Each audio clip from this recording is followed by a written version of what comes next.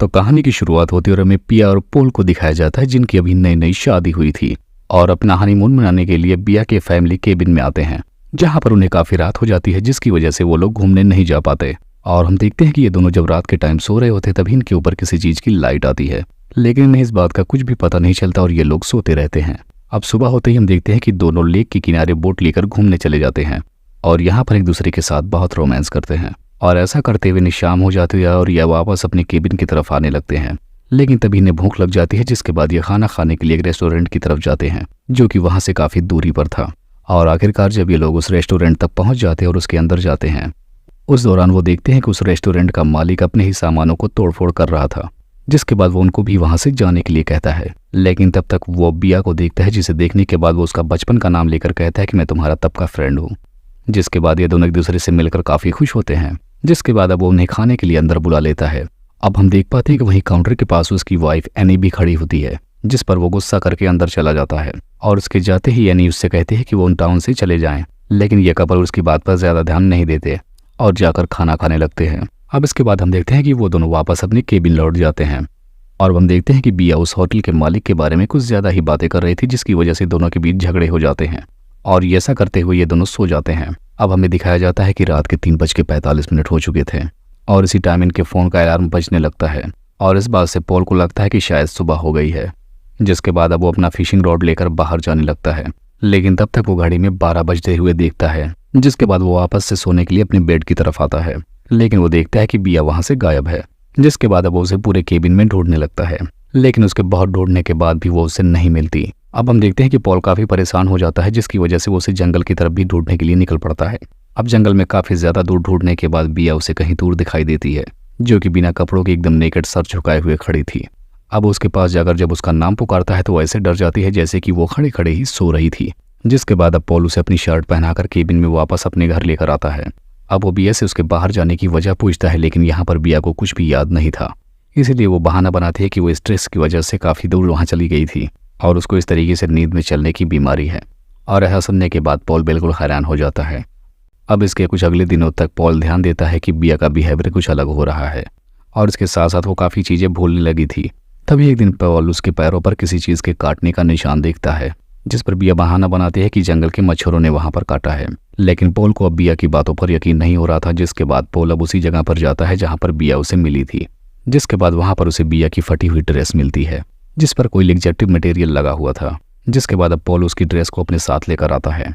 जिसके बाद अब पॉल रात के टाइम बिया के साथ इंटीमेट होने लगता है, तो बिया उसे ऐसा करने से मना करती है, जिस पर पॉल को काफी गुस्सा आती है।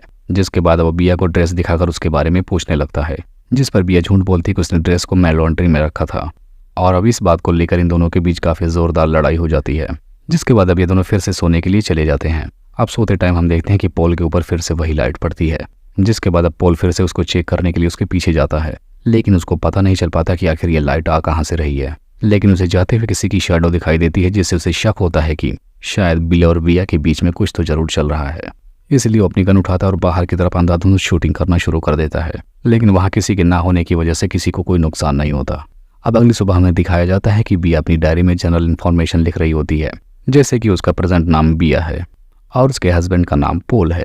और इसके बाद वो अपना पूरा एड्रेस भी लिखती है और पोल को आते देखकर ही वो डायरी बंद कर देती है। अब यहाँ पर पॉल बिया से माफी मांगकर उसे अपने साथ लेक पर घुमाने के लिए लेकर जाता है। अब जब पॉल बिया को बोट पर बैठने को कहता है, बिया मना कर देती है। वो कहती है कि अभी तक इन्होंने एंजॉय भी नहीं किया है, तो पॉल उसकी बात मान जाता है और वो दोनों इस बात से बिल्कुल खुश हो जाते हैं।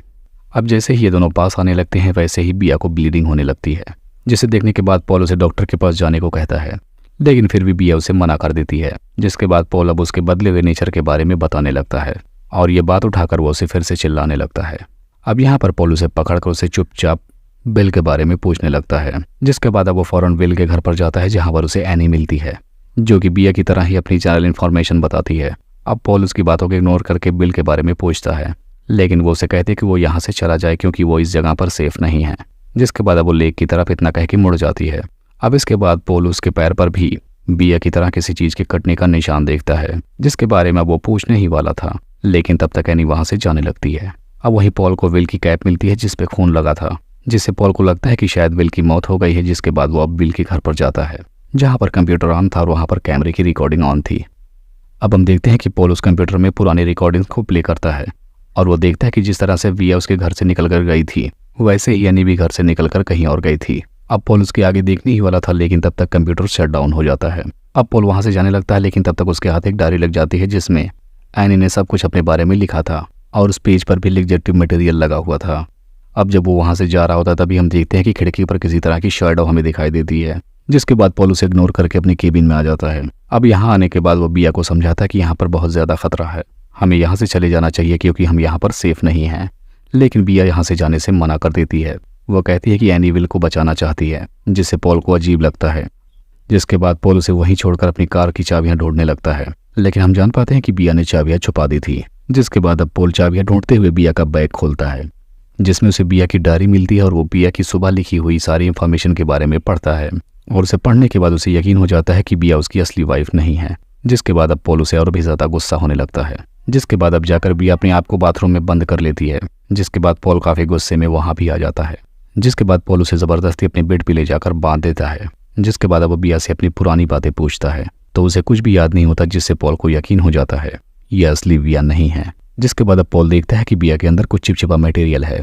अब जब पॉल उस जगह पर हाथ लगाता है तब उसे वहां से कुछ कीड़े जैसा निकलता हुआ दिखाई देता है और ऐसा देखने के बाद पॉल अब बहुत डर जाता है और इस तरीके से वो क्रिएचर बाहर आ जाता है। जिसके बाद अब बिया बताते हैं कि वो उस लाइट के पीछे जंगल में गई थी क्योंकि उस पर किसी चीज का असर हो गया था। जब वो जंगल में गई तब वहां पर कुछ इसे अनजान शैडोज दिखाई दी, जिसके बाद उन्होंने उसके अंदर वो क्रिएचर को डाल दिया था। यहाँ पर बिया बताती है कि कुछ दिनों के बाद वो उसे वापस लेने आएंगे। ये सब उसने पॉल को इसलिए नहीं बताया ताकि वो उसे बचा सके। तब पॉल उसे समझाता है कि हम दोनों को यहाँ से अब निकल जाना चाहिए और पुलिस को बुलानी चाहिए। लेकिन तभी उसके ऊपर लाइट पड़ती है जिस पर बिया उसे दूर कर देती है और तभी वो पॉल से कहती है कि अब उसे उसकी ज़रूरत नहीं है और उसे मारकर बेहोश कर देती है। हम देखते हैं कि अब जब पॉल की आंखें खुलती हैं तो वो खुद को बोट में बंधा हुआ पाता है और इस दौरान बिया उसके साथ होती है जो कि उसे समझाती है कि वो सेफ नहीं है, इसीलिए वो पानी के नीचे रहकर बच सकता है और उसे बांध कर लेक में फेंक देती है, जैसे कि एनी ने विल को भी फेंका होगा। अब इसके बाद दिखाया जाता है कि बिया की हालत बहुत ख़राब हो जाती है और यहाँ पर वो बैठकर अपनी शादी की वीडियो देख रही होती है और हम देखते हैं कि इसके पास अब एनी भी आती है और एक लाइट जलती है जिसकी तरफ ये दोनों मिलकर जाने लगती हैं। और इसी को दिखाते हुए इस मूवी का यहीं पर एंड हो जाता है।